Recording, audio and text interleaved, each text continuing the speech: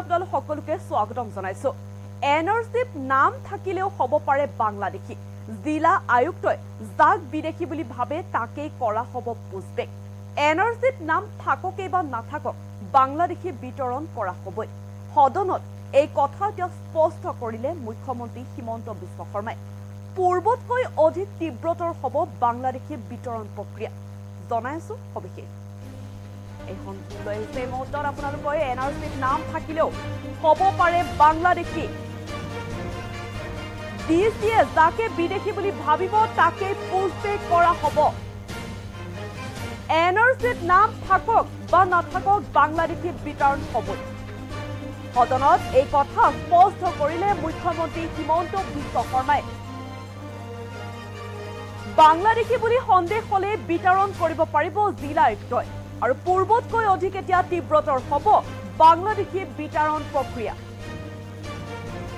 শেহতীয়াকৈ প্ৰায় ৩০০ বাংলাদেশী লোকক কৰা হৈছে পুষ্পেক।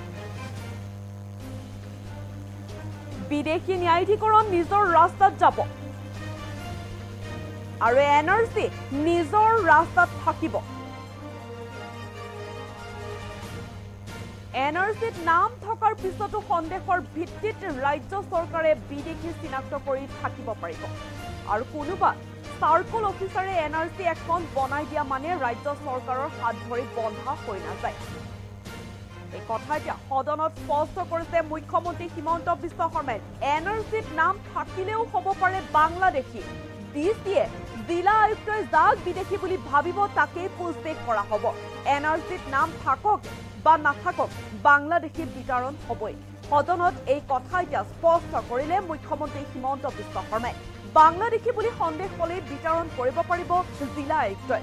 পূৰ্বতকৈ অধিক তীব্ৰতৰ হ'ব বাংলাদেশী বিতৰণ প্ৰক্ৰিয়া। শেহতীয়াকৈ প্ৰায় ৩০০ বাংলাদেশী লোকক কৰা হৈছে পুষ্পেক। আৰু বিদেশী ন্যায়াধিকৰণ নিজৰ ৰাস্তাত যাব, এনআৰচি নিজৰ ৰাস্তাত থাকিব।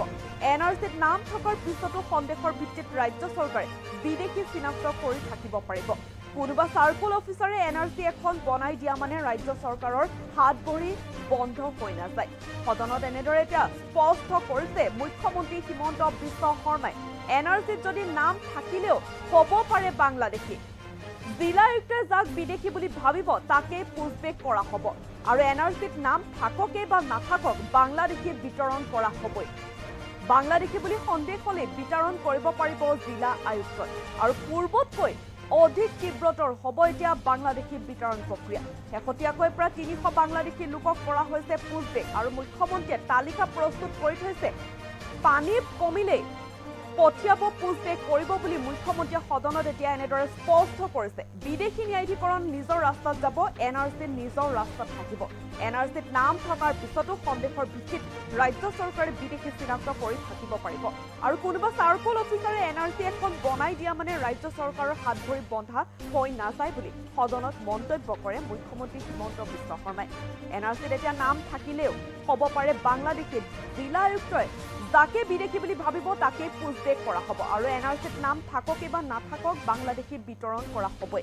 আৰু পূৰ্বতকৈ অধিক তীব্ৰতৰ হ'ব এতিয়া বাংলাদেশী বিতৰণ প্ৰক্ৰিয়া।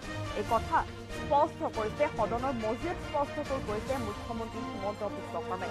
সদনৰ সেই মন্তব্য আছে, মন্তব্য আগবঢ়াইছে।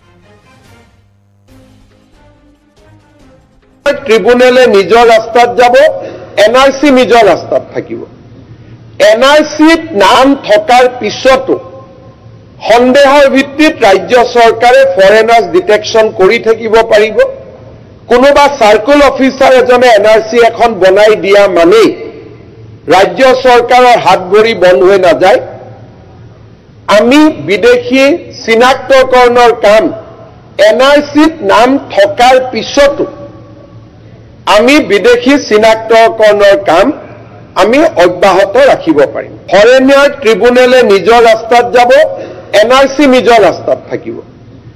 এনআৰচিত নাম থকাৰ পিছতো সন্দেহৰ ভিত্তিত ৰাজ্য চৰকাৰে ফৰেনাৰ্ছ ডিটেকশ্যন কৰি থাকিব পাৰিব।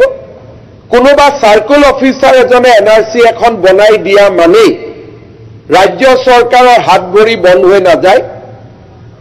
আমি বিদেশী চিনাক্তকৰণৰ কাম এনআৰচিত নাম থকাৰ পিছতো আমি বিদেশী চিনাক্তকৰণৰ কাম আমি অব্যাহত ৰাখিব পাৰিম। ফৰেনাৰ ট্ৰিব্যুনেলে নিজৰ ৰাস্তাত যাব, NRC নিজৰ ৰাস্তাত থাকিব।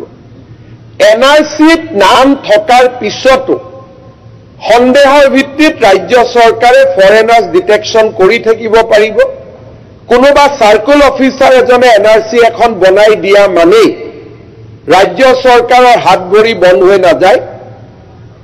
আমি বিদেশী চিনাক্তকৰণৰ কাম NRCত নাম থকাৰ পিছতো আমি বিদেশী চিনাক্তকৰণৰ কাম আমি অব্যাহত ৰাখিব পাৰিম। ফৰেনাৰ ট্ৰিব্যুনেলে নিজৰ ৰাস্তাত যাব, NRC নিজৰ ৰাস্তাত থাকিব। NRCত নাম থকাৰ পিছতো সন্দেহৰ ভিত্তিত ৰাজ্য চৰকাৰে ফৰেনাৰ্ছ ডিটেকশ্যন কৰি থাকিব পাৰিব। কোনোবা চাৰ্কুল অফিচাৰ এজনে NRC এখন বনাই দিয়া মানেই ৰাজ্য চৰকাৰৰ হাত ভৰি বন্ধ হৈ নাযায়। আমি বিদেশী চিনাক্তকৰণৰ কাম NRCত নাম থকাৰ পিছতো আমি বিদেশী চিনাক্তকৰণৰ কাম আমি অব্যাহত ৰাখিব পাৰিম। ফৰেনাৰ ট্ৰিব্যুনেলে নিজৰ ৰাস্তাত যাব, NRC নিজৰ ৰাস্তাত থাকিব। NRCত নাম থকাৰ পিছতো সন্দেহৰ ভিত্তিত ৰাজ্য চৰকাৰে ফৰেনাৰ্ছ ডিটেকশ্যন কৰি থাকিব পাৰিব।